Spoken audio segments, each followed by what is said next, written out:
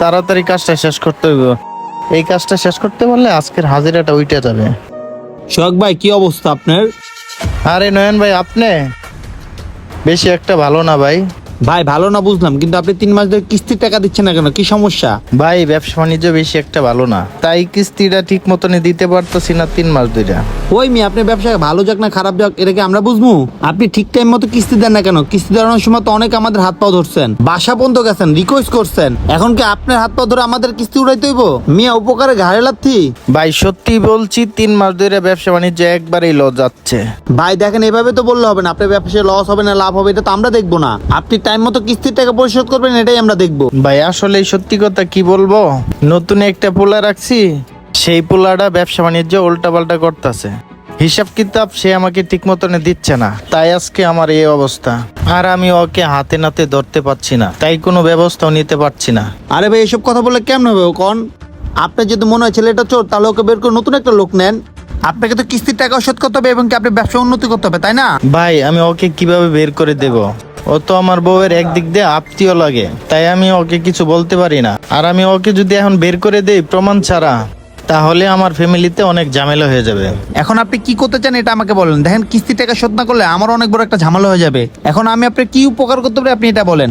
ভাই আপনিই পারবেন আমার উপকারটা করতে। আচ্ছা, আপনি দাঁড়ায় বলেন কি করতে হবে। শোনেন তাহলে ভাই।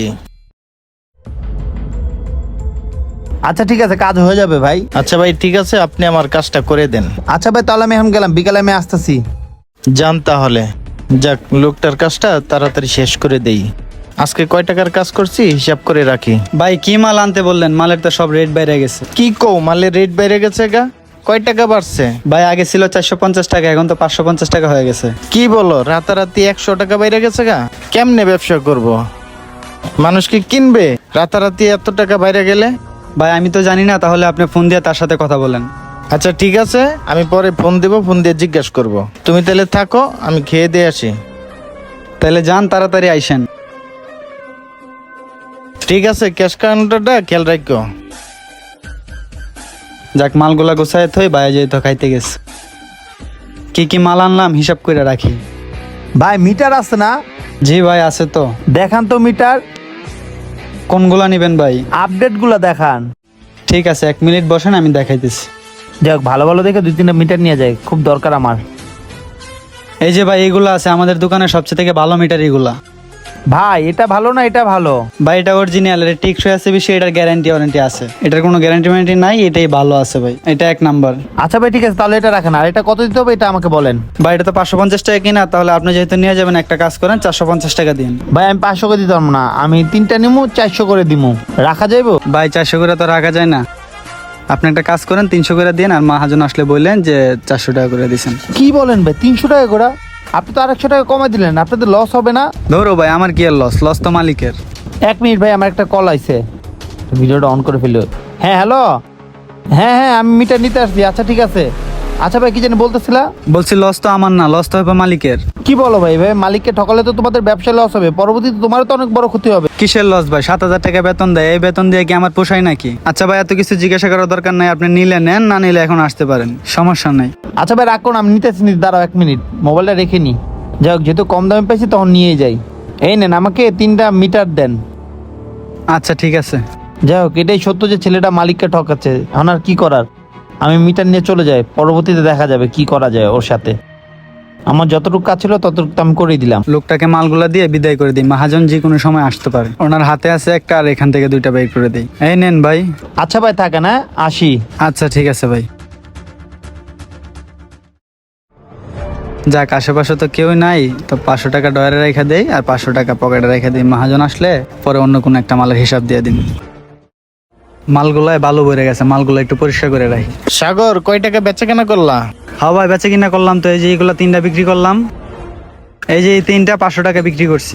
কি বলো, আমি তো খুঁজ পাইছি তুমি তো 3টা মিটার বিক্রি করছো, তুমি আরো লাইটের কথা বলতেছো। কি বলেন ভাই? আমি তো 3টা লাইট বিক্রি করছি। কে বলছে আপনাকে যে আমি মিটার বিক্রি করছি?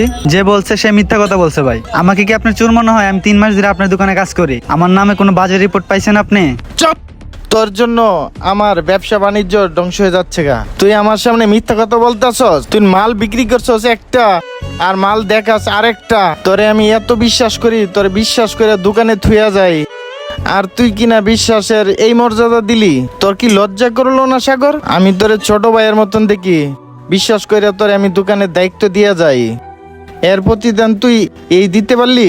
ভাই আপনি শুধু শুধু আমাকে সন্দেহ করতেছেন, আমি এরকম কোনো কাজ করি নাই ভাই। চুপ, বিশ্বাসঘাতক। এই দেখ আমার কাছে প্রমাণ আছে, তোরে দেখাই। আমি তো দেখে অবাক হয়ে গেছি, এই যে দেখ প্রমাণ। আরে মহাজনের লস হলে আমার কি, আমার তো শুধু টাকার দরকার। এই ভিডিওটা যে করছে তুই কি তাকে চিনিস? না ভাই, উনি কে ছিল? উনি আমার পরিচিত লোক, তোকে আমার আগেই সন্দেহ হয়েছিল, এই জন্যই ওনাকে দিয়ে এই কাজটা করাইছি। ভাই আমার ভুল হয়ে গেছে, আমাকে মাফ করে দেন। চুপ বেয়াদব, তুই না আমার দোকানের অনেক ক্ষতি করে ফেলাইছস, ব্যবসা বাণিজ্য শেষ করে ফেলাইছস, তোরে আবার কিসের মাপ? ভাই কি করবো ভাই, 7,000 টাকা বেতনে আমার পোষাইতেছিল না ভাই, যার কারণে আমি এই রাস্তাটা বেছে নিছি। ভাই আমিও তো একজন মানুষ, আমারও তো ঢাকা শহর চলে ফিরে ফ্যামিলি নিয়ে খাইতে হইব, এভাবে তো আর ঢাকা শহর চলা যাবে না, যার কারণে আমি এই রাস্তাটা বেছে নিলাম। আমাকে ভাই মাফ করে দেন, আমাকে আর একটা সুযোগ দেন ভাই। তোর বেতনে পুষে না, তুই না আমাকে বলতে পারতি, তুই না আমার ব্যবসা ক্ষতি করলি কেন?